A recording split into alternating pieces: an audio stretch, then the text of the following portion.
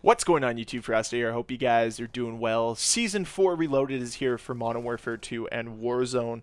And let's just go over some of the highlights from this new update, because of course there's lots to talk about, but I want to focus on a little bit of the good.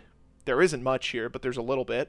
And then obviously talk about what's missing from this update, and then focus on some of the bad. So first and foremost, the good that's in this update is the brand new diabolical camo challenges that are completely earnable by just playing the game, by completing challenges, and you get camos. This is actually a nice change of pace. But of course, with Call of Duty, it's never operator skins, it's always just weapon skins. And I'll put a little image of what you need to do to earn these challenges up there on the screen right now, just because there's a lot to go through, but each separate weapon class has its own camo challenge, which is actually nice to see.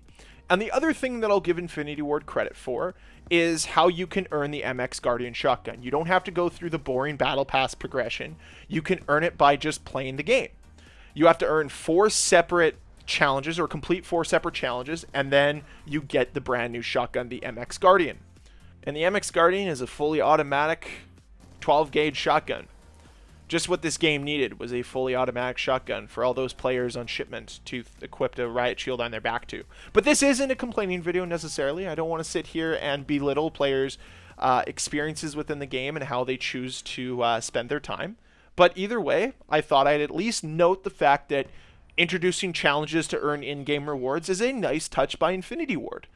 But now let's move over to the Boys collaboration, because the Boys collaboration is where things get a little out of hand. Like I talked about in my video earlier today, the new Boys collaboration involves 3 different bundles, each that cost 2,400 COD points each. So you're looking at $60 to $70 just to be able to get all 3 of the bundles, just so you can look like a superhero character in a war simulator game. Way to go, Call of Duty. Way to keep it consistent with your identity and aesthetic. Good job. Anyways, some other changes to note here. There's some weapon balancing changes. There's also the new Dragon's Breath on every single underbarrel shotgun in the game. So if you have an assault rifle and you equip the underbarrel shotgun, you can now equip Dragon's Breath to it, because that's what this game needs, more annoying playstyles. Something else that I should point out is they did fix the hit detection in the firing range. So now the dummies will actually react to the bullets when they're hit by them. And you can also add armor plates to just see how your weapon measures up to armor plates if they're being used in Warzone. So those are positive changes. Now to move back to some of the negative changes, let's go over the new Tempe field upgrade, because I want to rant about this, just because it's absolutely ridiculous. So let's go over this short synopsis from Charlie Intel. The Tempe field upgrade has arrived in Warzone Season 4 Reloaded for a limited time, granting players temporary superpowers. Wait, what? The Tempe field upgrade has arrived in Warzone Season 4 Reloaded for a limited time, granting players temporary superpowers? Superpowers? Superpowers. Superpowers? Superpowers? Now, of course, I knew this was the reality when I originally read that the Boys collaboration was coming to Call of Duty, but seeing it being realized as a reality is just so depressing. Call of Duty is just moving further and further away from their original identity, from their original aesthetic, and instead they want to implement superpowers. Now, I was on board for Specialists because they didn't alter the game that much, but this is completely different. This is in Warzone. This is in a Battle Royale game mode. And let's go over what the superpowers grant you in Warzone 2. Charge Jump, propel players into the air and across the map via forward leap. Electric Shockwave, electric blast that damages operator AI and vehicles. Laser Vision, similar to Homelander's laser beam that can be fired at enemies. And Teleport, teleports operator forward in the direction they are facing. These don't necessarily sound like the same specialist abilities that you got back in Black Ops 4, Black Ops 5, and Infinite Warfare.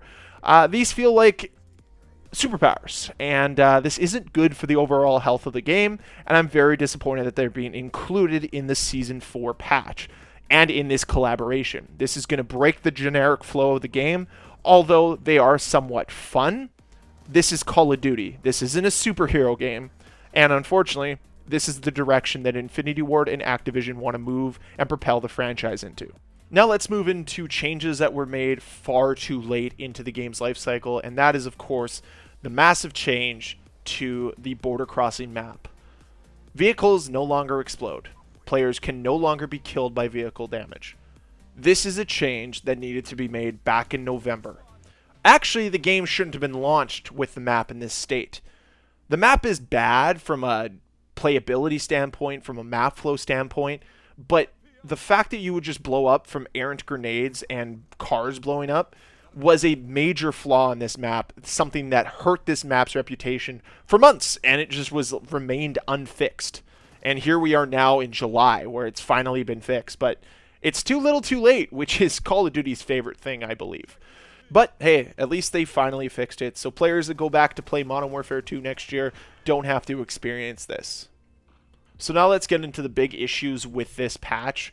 First and foremost, the UAV bug still hasn't been fixed, and this bug has been persistent ever since the launch of Season 4. This is something that Activision and Infinity Ward weren't really even made aware of, and it wasn't until Exclusive Ace brought it up in his conversation with the Treyarch developer, remember Infinity Ward's the one working on this game, not Treyarch, that it feels that maybe this bug will actually finally be addressed. The other issue is the integrated suppression, where you have the Ghost perk equipped and you fire a suppressed weapon, you still show up on an enemy UAV. That's problematic. That's not how suppressors work. That's not how this game should work. But here we are once again with Call of Duty not functioning as intended. Speaking of Call of Duty not functioning as intended, ever since this update dropped, PC players are noticing a significant drop in performance. This is not okay, Activision. This is not okay, Infinity Ward. These types of updates should not hinder the performance of your game in any way, shape, or form. But here we are, once again, facing these problems over and over and over again.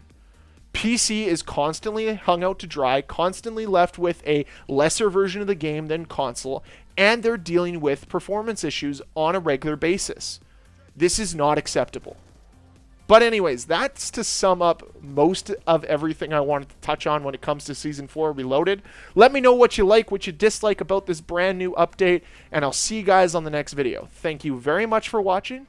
If you enjoyed this video, please hit that like button. If you want to see more videos from me, please hit that subscribe button. We're close to or already hit 2,000 subscribers, so thank you very much, and I'll see you guys on the next one.